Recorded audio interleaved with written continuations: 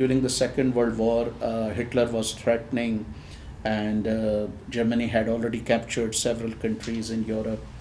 And very few people know in the UK that more than 4 million Indians served in the British Army. In addition to that, people from Africa, people from Caribbean, from East Africa, from West Africa, with some estimate claiming that hundreds of thousands of people from Africa also fought during the First and Second World War. Many critics who lambast immigrants today may not have been born if UK had been captured by Germany. That would have jeopardized the lives of millions of British people.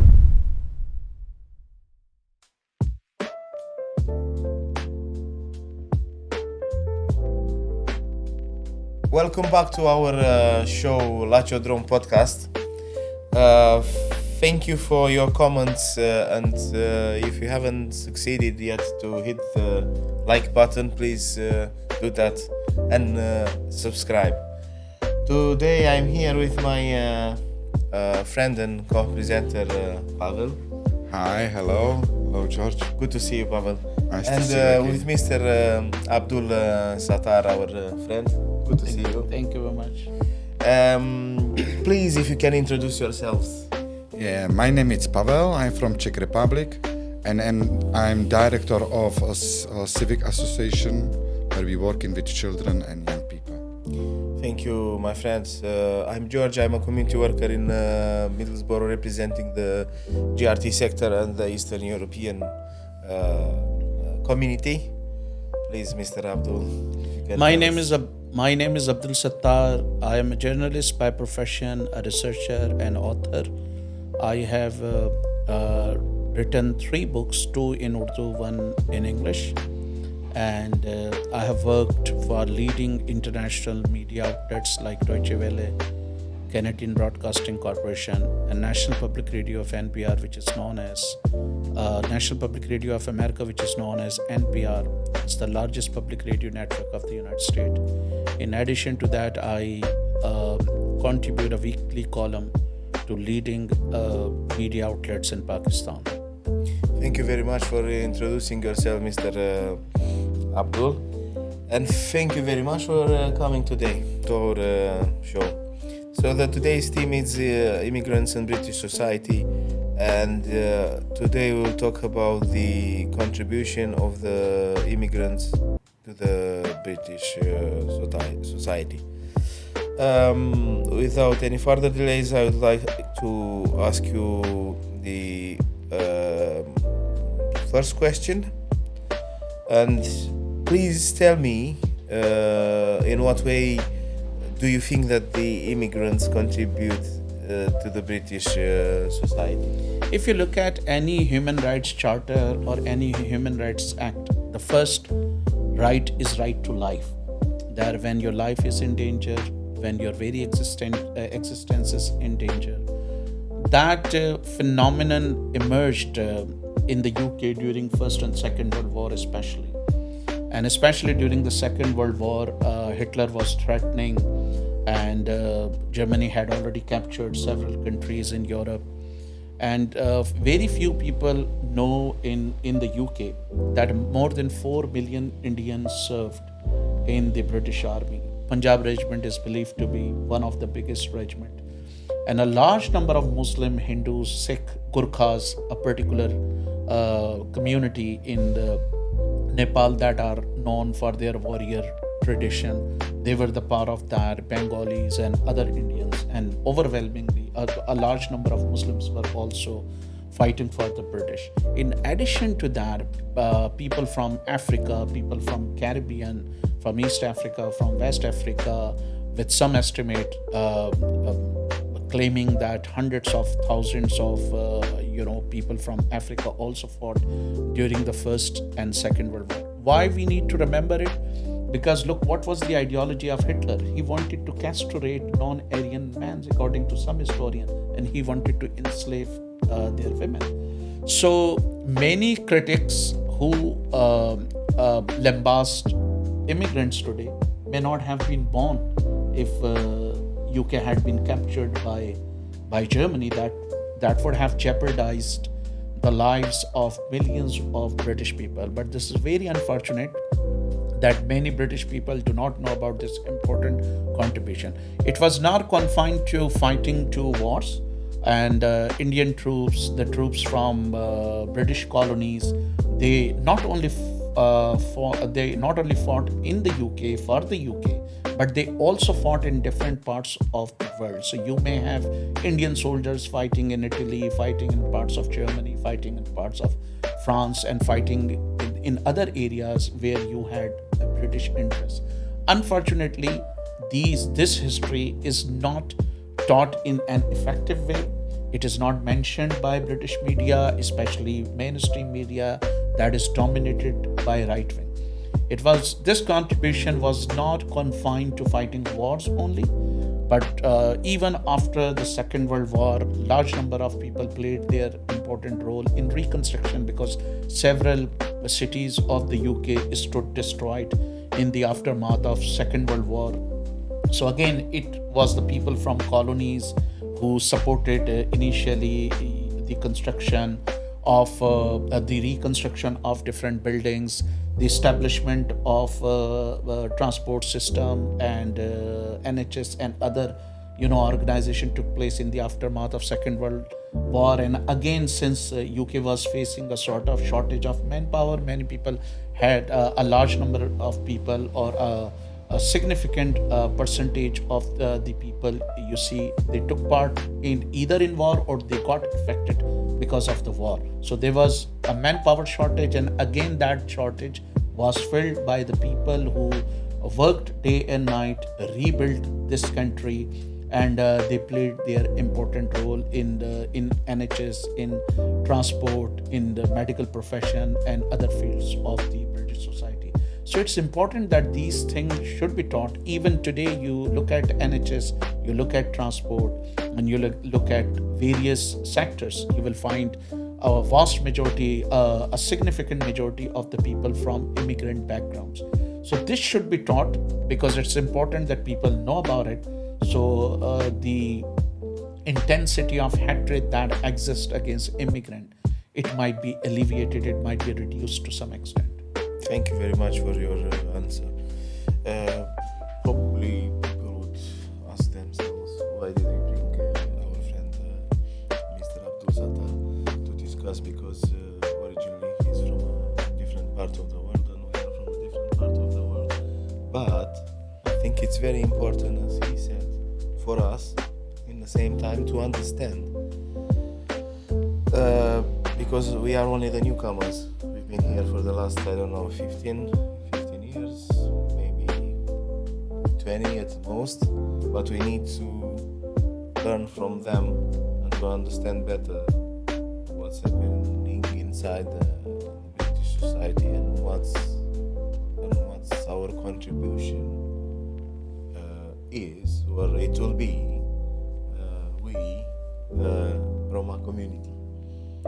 Yeah, we can. Yeah, that's true. I think because your community, it's in the England a really long time.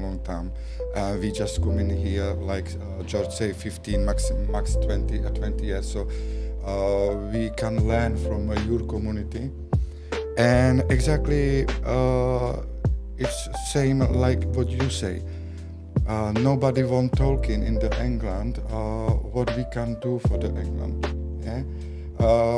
Social media only talking about English people, Irish people, but nobody say what we doing like my community, your community, or another communities for the England. This is little bit sad because I'm have too many. I'm say normally like a guy. I'm have too many friends from Pakistan. Too many, and I'm only know about business. Yeah, everybody knows the Pakistani people about business. Yeah, but for another things, we don't know nothing. Yeah, one of the reasons that people do not ponder as to why there are so many people from South Asia, because we were the British colony. And according to a research of the Columbia University, the British colonial empire was accused of plundering more than $45 trillion from there. Besides, there has been a research that suggests there have been in reality a lot of research that suggests that more than 35 million people lost their lives in Bihar, Bengal, Odisha. So the initial immigration from that region occurred because many millions of people, served in the British Army. Some of them chose to stay here after the war, and the British government was also kind enough to let them stay. So this is how it started. They did not come here themselves, since they were the part of the British Army, and then they were the part of the British colonial empire. So the freedom of movement was easy. So somebody living in Kolkata or Delhi or Mumbai, he could come here and he could stay here and he could work and get education. So that's the background. If you have any questions for our friend, I have, but he already already answered. answered. Yeah, exactly. Alright, Yeah, that's nice. no Thank you, worries. thank you. But I want to ask Brother Abdul a question. So the question would be like, do the white British know about this contribution? But I would rephrase it slightly and say, how aware nowadays are the British about all these contributions?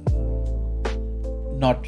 If you go to, especially if you talk to white kids and kids in general, and white kids in particular, about this contribution, they would not know much about it. And is it because of the fact that most of the books written by historians, unfortunately, they tend to be right-winger, like people like Neil Ferguson and others, who are sort of apologists for British colonial regime.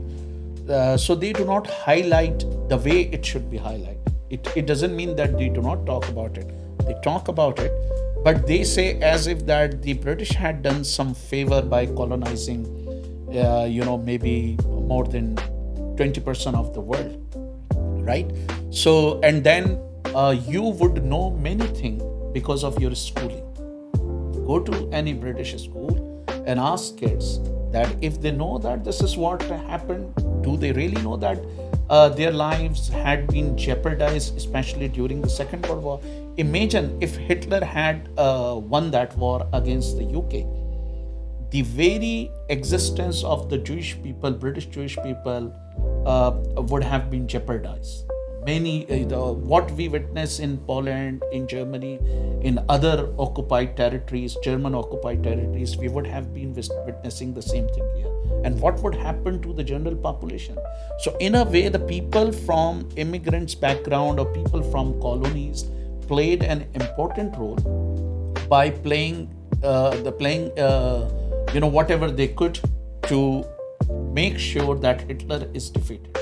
So I think that if the third factor is media, mass media does not talk about it.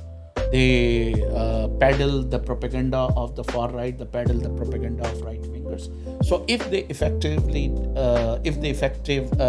if they teach this in an effective way, especially in schools, in colleges, in universities, then more people would know it, and it would also lessen the sort of reduce the sort of hatred that is existing here, and the frictions and the community tensions and so on. Of course, it would be bridge. And another point is that there is no element of empathy. Every human being, Adam Smith, the Scottish philosopher, say that sympathy is innate in you. When you look at a paralyzed person, he can't walk, you just immediately go.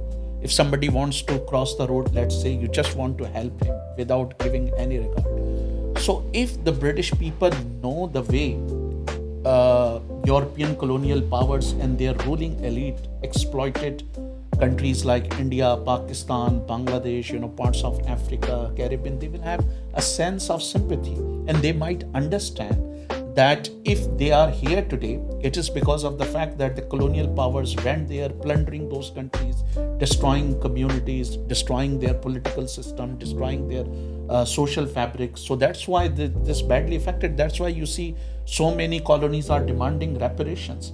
So if those reparations are paid back to those colonies, they might be in a position to, strengthen their position. It's very important for us as well to understand and how this relates to us.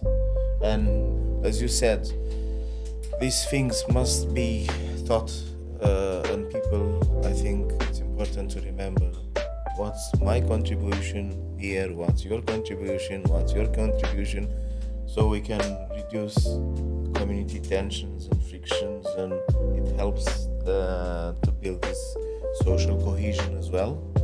Because if we understand each other and if we work together, I don't know, maybe one day we'll be able to build something together. Yeah, it is the knowledge of history could also help British people understand that basically if more than 85% of the world was colonized by Western colonial powers and Japan as well and some other countries, it was not the ordinary British person who benefited a lot. It was the ruling class. Because during the 19th century, when we witnessed the peak of the British Empire, Charles Dickens was writing David Copperfield. It means that the British colonial empire and British aristocrat and British elite, on the one hand, they were carrying out ruthless exploitation of the people of colonies.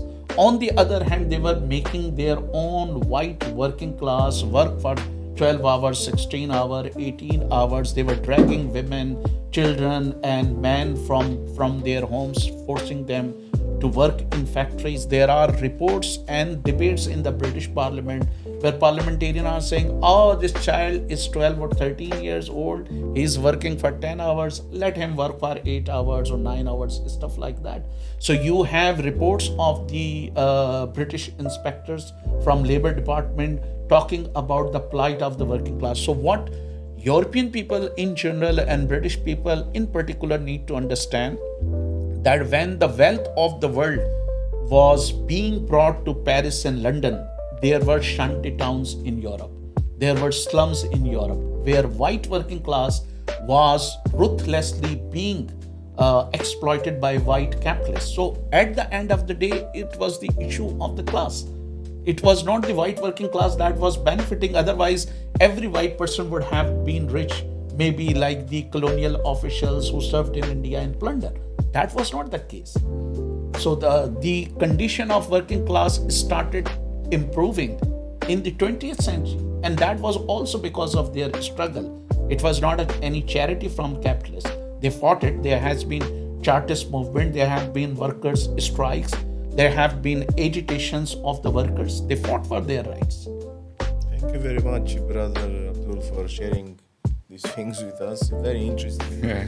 And that's why we said to bring you as a guest to our show, so we can learn new things and we find out new things and how do we relate, as my friend Pavel says, what sort of kind of connection we would be able to build with or in England.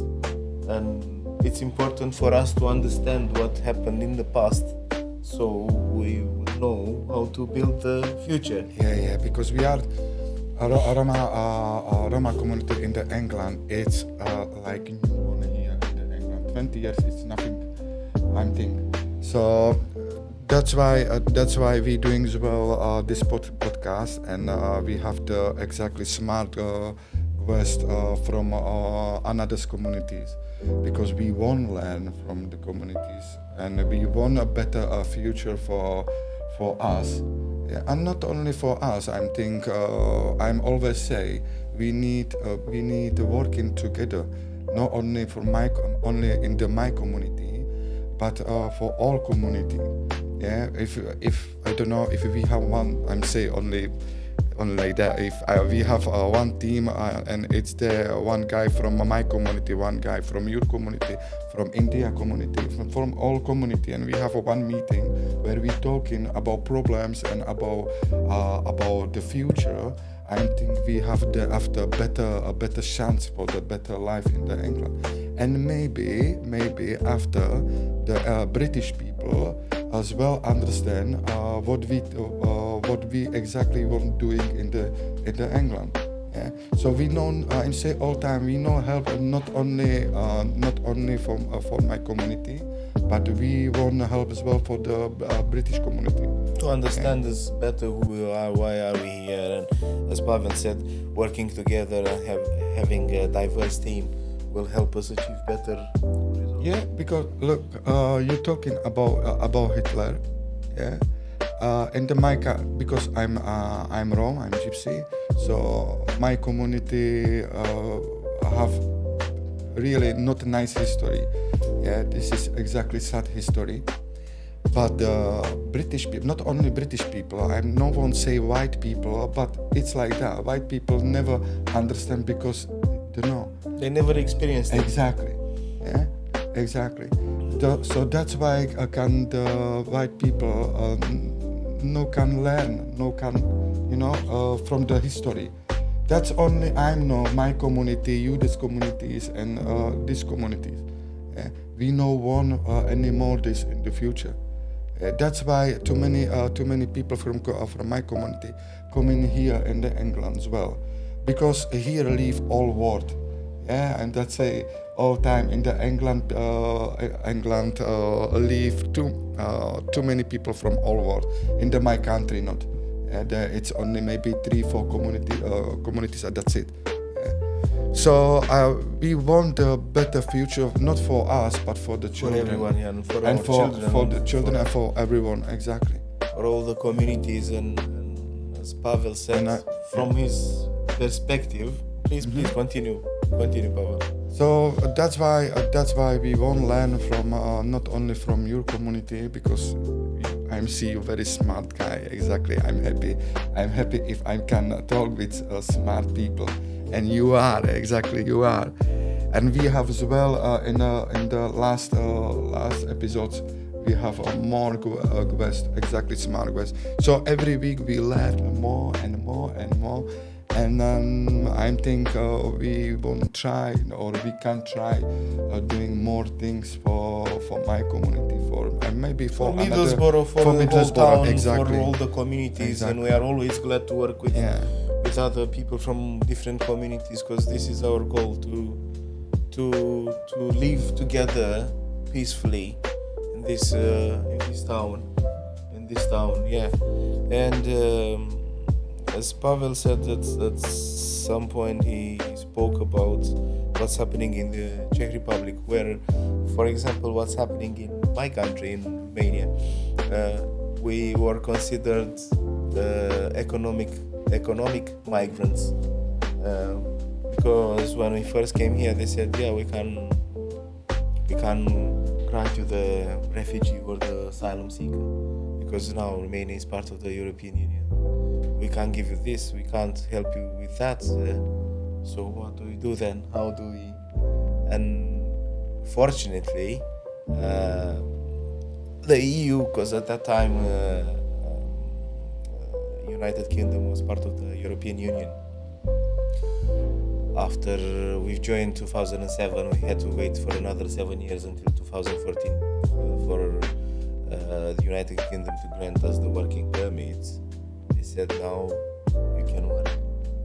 You are migrant, economic migrants, because they couldn't put us under a different category.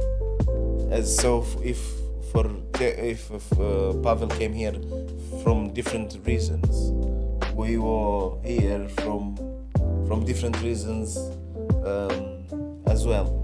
Again, that is there is a misconception, and that is also because of the ruling elite of the Western world and that of the United States, in reality the capitalist world.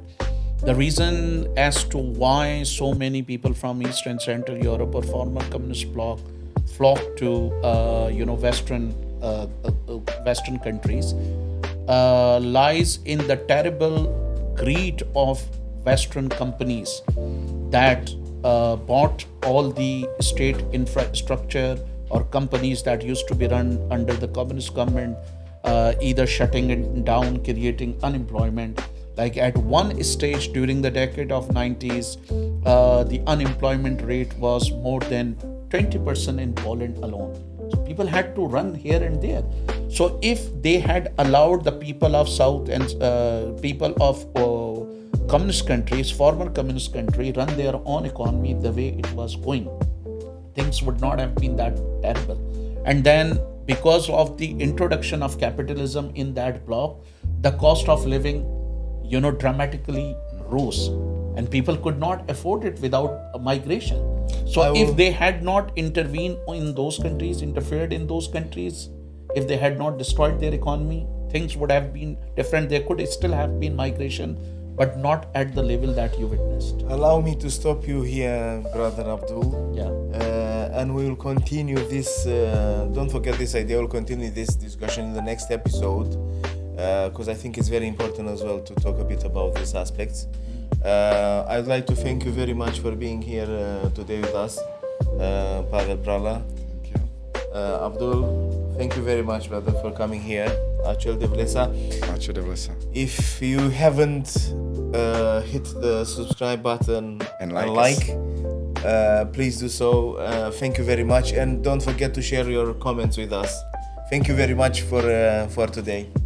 Thank And you. also let us know what you want, what topic you want to cover. Yeah, thank you.